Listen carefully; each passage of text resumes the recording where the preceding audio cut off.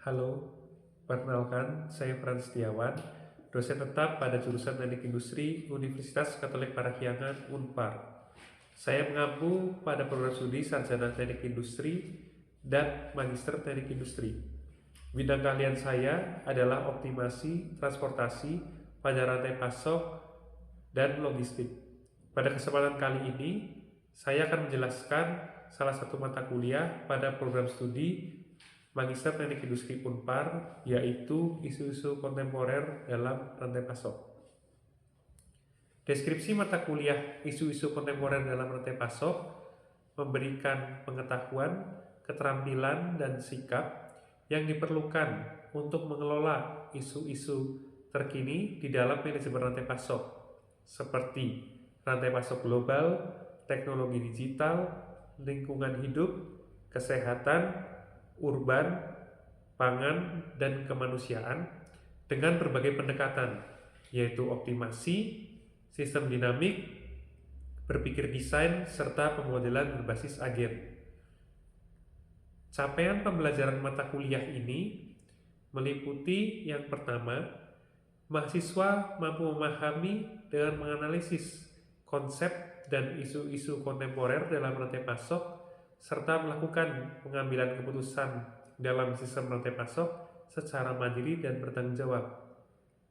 CPMK yang kedua adalah mahasiswa mampu menerapkan pendekatan interdisiplin untuk menganalisis tantangan dan penerapan dalam berbagai bidang rantai pasok seperti rantai pasok digital, berkelanjutan, pangan, kesehatan, urban, dan kemanusiaan. Yang ketiga, mahasiswa mampu menerapkan perbaikan sistem rantai pasok terintegrasi dengan menggunakan metode optimasi, sistem dinamik, dan pemodelan berbasis agen. Dosen pengampu pada kuliah ini adalah yang pertama Bapak Dr. Charles Sitompul sebagai koordinator mata kuliah dan saya sendiri Frans Setiawan. Materi pembelajaran meliputi 12 pokok bahasan sebagai berikut.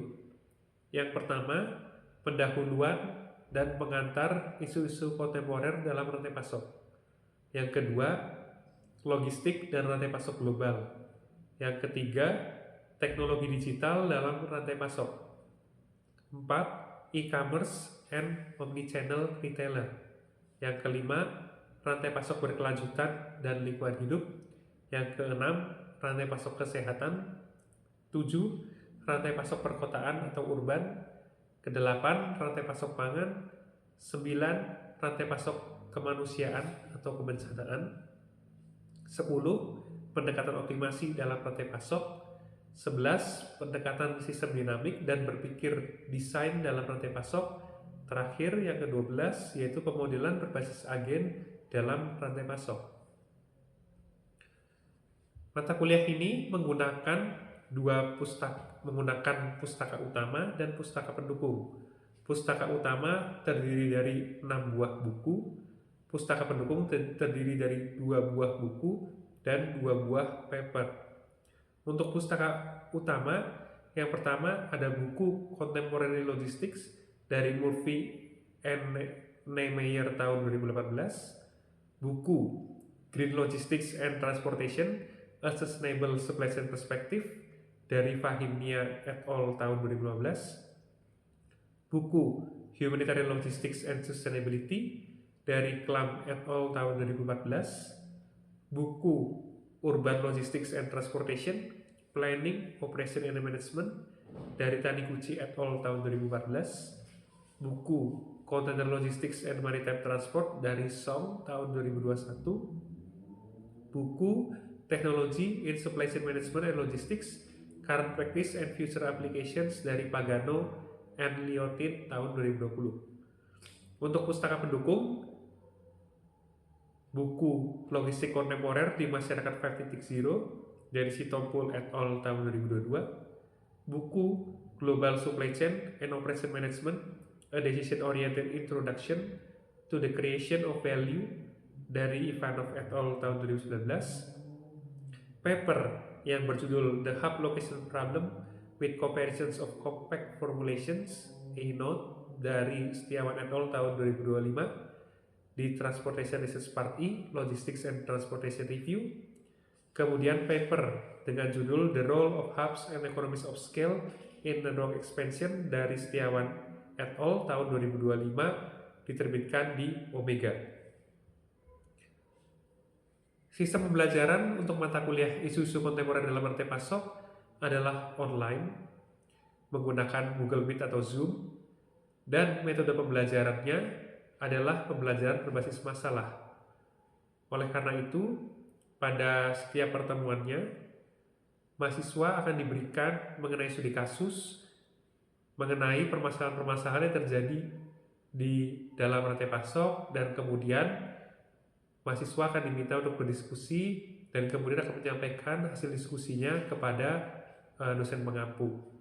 Selain itu juga mahasiswa juga mungkin untuk menganalisis permasalahan ini secara individu terlebih dahulu untuk kemudian akan didiskusikan dengan dosen dan dengan teman-teman lainnya. Untuk metode penilaian pada mata kuliah isu-isu kontemporer dalam rantai pasok ini terdiri dari tugas yang bisa berupa tugas individu dan kelompok dengan total bobot tugas adalah sebesar 50%. Kemudian ada ujian tengah semester dengan bobot 30%, dan kemudian ada presentasi dan laporan proyek akhir dengan bobot 20%. Berikut adalah cuplikan kegiatan belajar mengajar pada salah satu pertemuan di mata kuliah isu-isu kontemporer dalam rantai pasok. Nah, pertama rantai pasok nih. Rantai pasok itu apa? Ada yang mau jelasin nggak?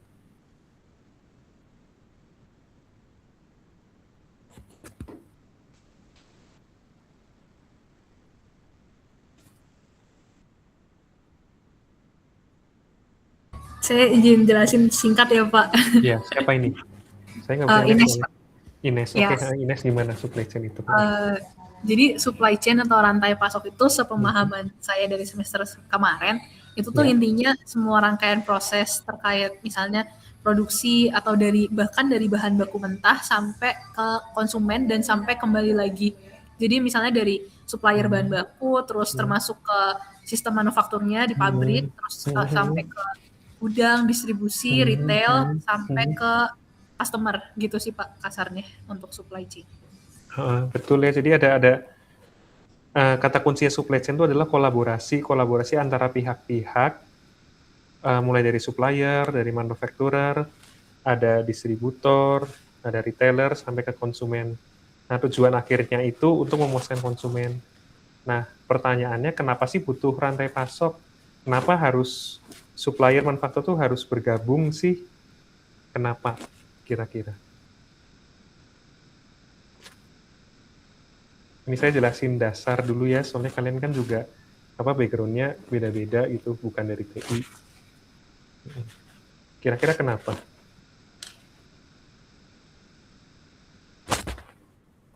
Saya coba jelasin ya Pak. Antonio ya? Ya Pak. Ya, gimana? Ya, baik, karena di suatu perusahaan kan ada kegiatan produksi di sana. Kalau perusahaan itu tidak membutuhkan supply chain, berarti sistem atau barang yang dibutuhkan itu pasti akan susah. Makanya butuh supply chain agar sistemnya terintegrasi dari hulu sampai hilir agar bisa menjamin proses pendistribusian barang input atau bahan bakunya sampai perusahaan lalu sampai ke distribusinya ke pelanggan atau ke customer itu bisa menjamin kelancaran sistem pendistribusian. Karena itu perusahaan harus membutuhkan supply chain ini agar bisa menjamin proses pendistribusian barang itu lebih efektif atau lebih efisien. Ya, salah satunya biar bisa pasti ke konsumen tuh bisa nyampe gitu ya. Jadi kalau zaman dulu tuh sebelum ada rantai pasok, konsep rantai pasok tuh belum ada tuh, jadi supplier berdiri sendiri, manufaktur berdiri sendiri, retailer tuh juga berdiri sendiri ya, konsumen mah pasti lah ya berdiri sendiri ya. Kenapa sih butuh gitu ya? Kalau kalian misalnya ke supermarket, biasa kalian kemana sih? Ke Yogya ya, Yogya atau Gria atau Yomart gitu ya. Kalian misalnya butuh shampoo ya, butuh shampoo, tahu kan ya shampoo ya? Butuh shampoo, Terus pas sampai Jogja, habis gitu, nggak ada sampo yang kalian cari gitu. Nah, kira-kira dengan habisnya sampo itu, kira-kira salahnya siapa nih? Salahnya Jogja sebagai retailer, atau salahnya pabrik, atau salahnya supplier, atau salahnya mungkin distributor?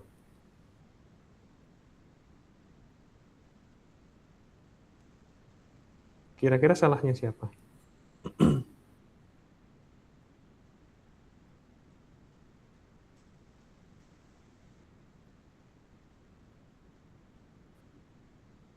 Mungkin salahnya apa namanya Jogja itu ya, karena kalau kita tahu bahwa kita harus menjamin produk atau stok di gudang. Kalau gudangnya udah habis kan kita harus apa namanya harus pesan lagi ke supplier agar bisa apa namanya memenuhi kebutuhan stok kita. Karena itu mungkin bisa dikatakan kalau siapa yang salah mungkin ada di Jogjanya.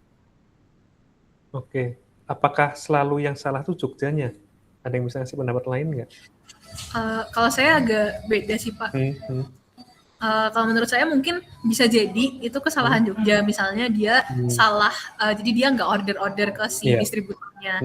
Tapi sebenarnya bisa juga bahwa ada kesalahan dari misalnya distributornya, kayak misalnya sebenarnya Jogja nih udah pesen tapi nggak langsung dikirim, jadi udah keburu habis. Atau misal emang lagi ada kelangkaan produk karena misalnya si pabriknya lagi tutup karena libur lebaran misalnya terlalu lama, jadi bisa jadi ada kesalahan pabrik. Atau bisa juga sebenarnya faktor eksternal yang menjadi gangguan, kayak misalnya tiba-tiba produknya viral, jadi si demand-nya itu lebih besar daripada supply-nya, atau kayak gangguan-gangguan lain kayak misalnya bencana alam, transportasi dan lain-lain sih Pak, gitu. Jadi banyak faktor gitu Pak.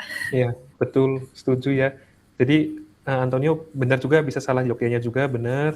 Bisa juga tadi yang Ines bilang, bisa juga salah distributornya yang belum ngirim, atau manufakturnya yang belum produksi. Padahal Jogjanya udah nih, perencanaannya udah benar. Nah, makanya perusahaan-perusahaan tuh sadar nih, kalau dia tuh nggak bisa berdiri sendiri. Jadi kalau tadi shampoo nggak ada, bisa jadi manufakturnya yang salah. Tadi yang Ines bilang manufakturnya misalnya barangnya viral gitu ya, laku banget nih. Tapi kadang-kadang supplier tuh nggak tahu kalau produknya tuh viral.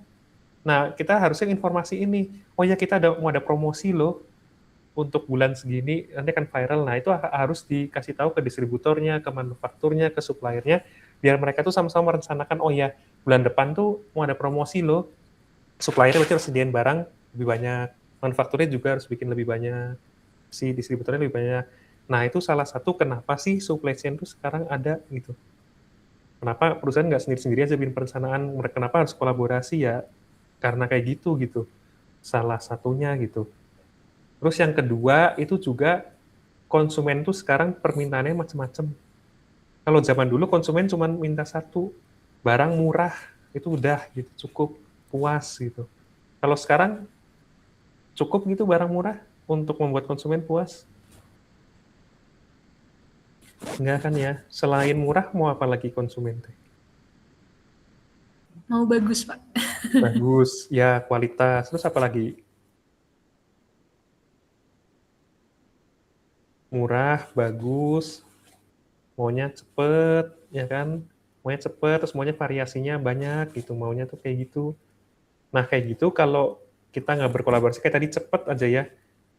Kalau kita nggak berkolaborasi, tadi kita nyari shampoo, nggak ada, nah itu ya, itu juga, nah itu makanya tujuannya, jadi konsumen itu sekarang makin permintaannya makin tinggi, terus juga yaitu perusahaan sadar bahwa mereka tuh harus berkolaborasi. Nah, ujung-ujungnya apa sih? Ujung-ujungnya ya supply chain itu mereka bekerja sama untuk memuaskan si konsumen kan ya, tujuannya itu. Nah, jadi itu kenapa butuh adanya konsep kolaborasi di dalam supply chain manajemen ya. Jadinya manajemennya masuk karena kita akan memanage si rantai pasoknya. Tahu nggak kalian contoh kolaborasi di dalam manajemen rantai pasok? Kan tadi kan kalian bilang kolaborasi gitu ya.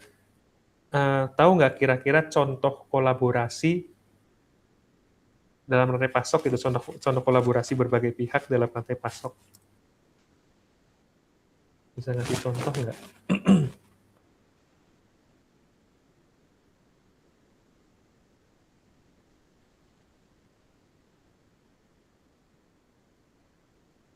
Kalau vendor manage inventory, ada yang pernah dengar nggak?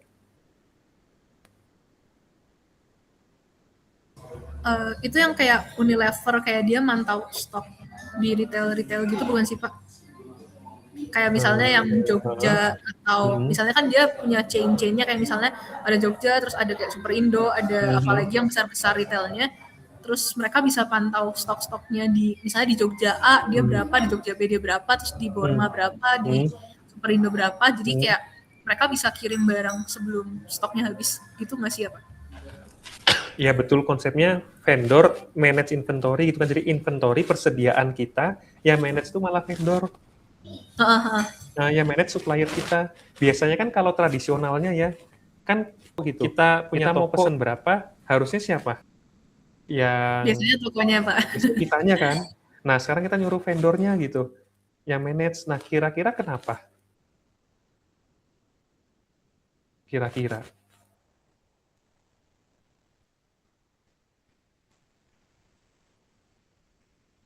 Evan mungkin sama Keisha mungkin kalau ada, atau Antonio juga kalau ada pendapat. Jadi kita bebas, ini kita diskusi, maksudnya nggak ada benar salah, nggak apa-apa.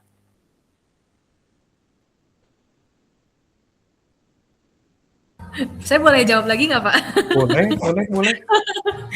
Oke Pak, mungkin kayak biar, karena kan misalnya tadi kan saya ambil contoh misalnya Unilever ya Pak, misalnya dia kan dari produksinya kan juga dihandle sama Unilevernya itu sendiri, jadi supaya biar mengurangi resiko dari stock out, misalnya kalau kehabisan dan lain-lain, jadi mereka kan udah tahu, jadi mereka bisa produksi juga, dan juga biar nggak ada overstock di si retailernya. Terus biar ya sisanya mungkin kayak sekedar optimalisasi lah, mungkin seperti responnya biar lebih cepat, terus kayak hubungan antar si vendornya dengan si retailernya juga, paling kayak gitu sih Pak. Iya, salah satunya Unilevernya juga mantau kan biar nggak kehabisan kan ya di tiap itu. Kalau kehabisan kan dia rugi juga ya Unilevernya kan ya, dia nggak bisa jualan kan, ujung-ujungnya kan duit ya, UUD kan ya ujung-ujungnya duit, nggak dapat duit kan, itu satu. Terus kedua misalnya juga kayak gini, kalau misalnya toko mesen masing-masing gitu ya, persediaan. Terus mereka ngitung jumlah optimal gitu kan.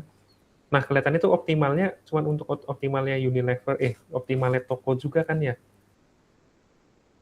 Ya kan? Nah, biasanya kalau vendor yang manage itu kan vendornya juga bisa jadi barangnya, dia bisa langsung gabungin beberapa pengiriman gitu kan. Tadinya ke toko X, sekarang dia bisa dalam satu transportasinya itu dia langsung ke toko A, B, C.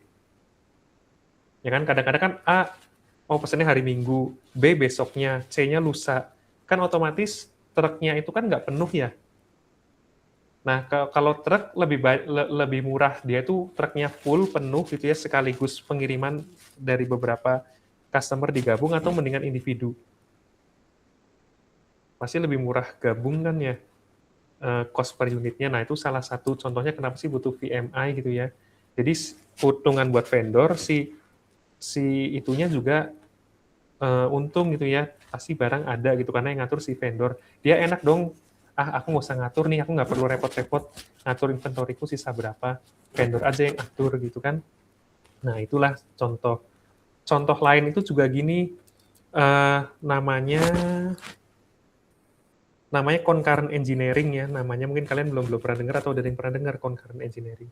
Jadi kalau pengembangan produk gitu ya, pengembangan produk nih, kalau kalian di divisi pengembangan produk gitu, kira-kira bagaimana sih melakukan perancangan produk? Timnya gitu ya, tim pengembangan produknya bikin nih, apa sih misalnya gelas ada kameranya gitu misalnya. Gelas minum ada kameranya, atau botol minum ada kameranya gitu. Setelah itu dia presentasi kan, pasti kan? Presentasi ke pihak produksi. Kira-kira gimana? Pasti go apa enggak ke pihak produksi?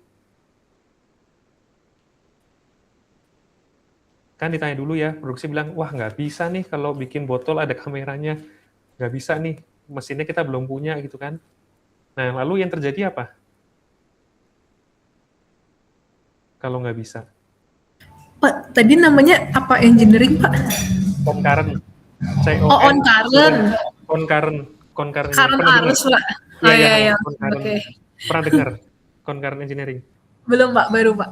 Oh ya, ya jadi biasanya gitu ya. Jadi ketika tim perancang produk udah selesai bikin prototype, ya, bikin produknya, terus masuk ke produksi nih. Kadang-kadang produksi bilang, oh nggak bisa nih, kita bikin ini gitu. Nah kalau nggak bisa yang terjadi apa? Balik lagi ke perancangan produk lagi. Udah selesai produksi, udah bisa, suppliernya nggak ada, balik lagi. Butuh waktu berapa lama? Mungkin lama gitu ya, karena bolak-balik terus. Nah, concurrent engineering itu kita melibatkan ya ketika perencanaan produk, kita melibatkan si supplier, produksi, distributor, kalau perlu perwakilannya datang duduk bareng. Jadi ketika ngemain produk, dia langsung beberapa pihak itu ya udah ngikut bikin gitu. Jadi lead time untuk apa dari perencanaan produk sampai produk itu jadi di pasar, kita bisa duluan daripada pesaing, daripada kompetitor. Nah, itu namanya concurrent engineering. Terus juga ada yang namanya collaborative planning. Jadi dalam perencanaan produksi, itu gimana sih gitu ya. Kita bikin perencanaan produksi, tadi yang Ines bilang kalau ada promosi atau ada produk viral, produk baru, itu kita ngomong ke semuanya, terus bareng-bareng kita bikin rencana produksi. Oh iya, manufaktur punya program ini. Bilang ke yang lain, ayo kita bikin, kira-kira kita mau produksi berapa ya. Nah, itu namanya collaborative planning. Terus juga ada EOQ, pernah dengar nggak Economic Order Quantity? Pernah dengar nggak? Bagaimana menghitung jumlah order yang paling ekonomis? Nah, itu biasanya kalau tradisionalnya itu masing-masing pihak dalam supply chain, jadi kayak manufaktur gitu ya, ya udah dia akan hitung sendiri, dia paling murah pesan segini gitu. Nah, itu tuh paling murah buat dia. Belum tentu paling murah buat si supplier yang apa namanya yang supply. Nah, ada juga kolaborasi ngitung nih EOQ pakai dua cost-nya si vendor sama cost-nya ini. Nah, jadi cost-nya itu paling murah di antara keduanya. Tapi kalau masing-masing ya pasti lebih mahal gitu. Tapi kan tujuannya kita mau bareng-bareng gitu kan untuk itu, untuk apa memuaskan konsumen gitu. Nah, itulah contoh-contoh kolaborasi di dalam supply chain gitu. Jadi kenapa sih supply chain itu ada gitu? Kenapa supply chain itu lahir gitu? Nah, itu basic-nya apa sih?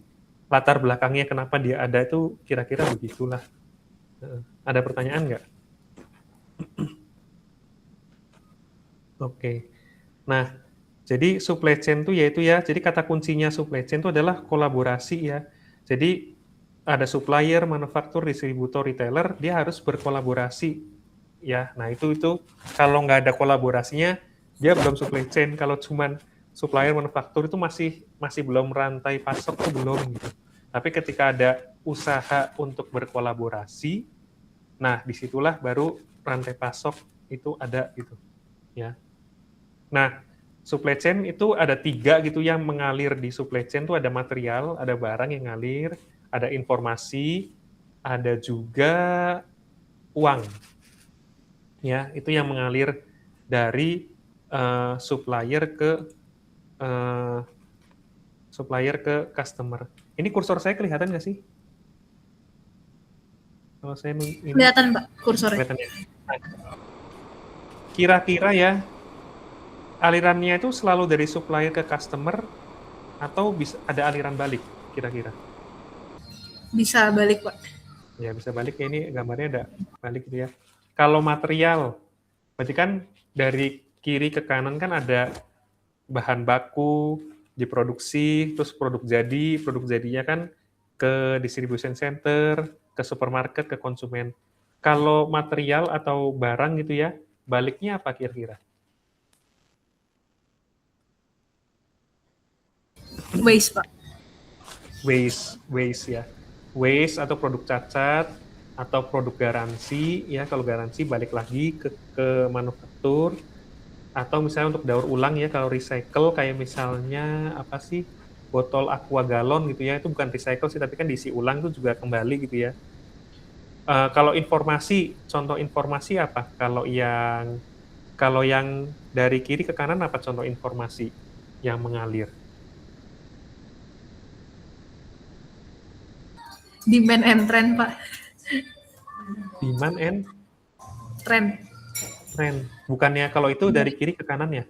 Konsumen minta ke supermarket minta ke sini. Ini dari kiri ke kanan ya Pak, maaf Pak. Ya, nggak apa-apa. Itu dari kanan ke kiri yang tadi ya. Kalau untuk apa tadi demand order gitu ya, mau order dari sini ke sini. Kalau yang maju yang dari kiri ke kanan apa kira-kira? Availability produk atau bahan gitu Pak. Availability produk, Ya misalnya atau harga. harga, Tapi itu harga juga bisa dari kanan. iya, harga kayaknya dari konsumen ke supermarket deh. Sebentar Pak, Biasanya saya berpikir lagi. tagihan, biasanya tagihan. Nota tagihan. Kan kalau kita beli barang dari retailer itu agen beli ke manufaktur kan nanti manufakturnya ngasih nota kan, ngasih tagihan. Itu. Kalau tadi apa? Udah material, udah information, udah duit juga ya. Duit juga ngalir ke kiri kanan, kanan ke kiri ya. Duit. Ya, duit mah jelas ya, pasti kiri ke kanan. Nah, ini supply chain ya. Jadi kalau ada satu masalah di dalam satu pihak di dalam supply chain, itu akan mempengaruhi keseluruhan supply chain. Ya, kayak tadi ketika kita belanja mau beli shampoo-nya nggak ada, yang nggak dapat duit semuanya nih. Ya, bukan cuman si Yogyanya doang yang nggak dapat duit. Semuanya jadi kehilangan kesempatan untuk mendapatkan profit ya. Nah, terus fokusnya ya ini untuk memuaskan si konsumen yang semakin menuntut. Nah, gitu ya. Jadi kira-kira. Nah, supply chain management apa ya? Bagaimana kita memanage gitu ya, memanage integrasinya ini. Ya, cuman bagaimana kita memanagenya. Nah, tadi udah bahas juga kenapa sih harus supply chain, yaitu konsumen orientasinya, dia butuh speed, dia butuh banyak produk gitu ya. Terus dari globalization juga ada transportation increase, ada outsourcing, terus juga IT system juga membuat supply chain itu semakin mudah ya dengan adanya IT system. Nah, contohnya tuh gini gitu ya. Jadi gara-gara ada supply chain management itu dari market globalisasi ada ini. Jadi karena transportasi itu semakin mudah, terus globalisasi transportasi juga semakin mudah ya. Jadi bisa kayak gini nih. Untuk membuat code ini itu ada beberapa negara gitu yang terlibat gitu. Ada Taiwan, ada Jerman, ada Jepang, ada Thailand ya. Jadi semua itu memasok komponen-komponen dari si jaket ini ya. Nah, ini memungkinkan karena ada supply chain, adanya teknologi informasi sama adanya transportasi juga ya. Nah, dengan adanya ini juga memungkinkan gitu ya si produsen itu tuh fokus ke eee, core core kompetensinya mereka. Jadi kompetensi intinya mereka. Ya udah kalau tidak ada tanggapan, tidak ada pertanyaan lagi, saya akhiri kuliahnya gitu ya. Selamat malam, selamat istirahat untuk semuanya. Ya, ketemu lagi ya. Selamat malam dan terima kasih Pak. Ya, sama-sama. Terima Yuk. kasih. Yuk. Demikian video pembelajaran mata kuliah isu-isu kontemporer ini saya sampaikan. Atas perhatian Bapak dan Ibu saya ucapkan terima kasih.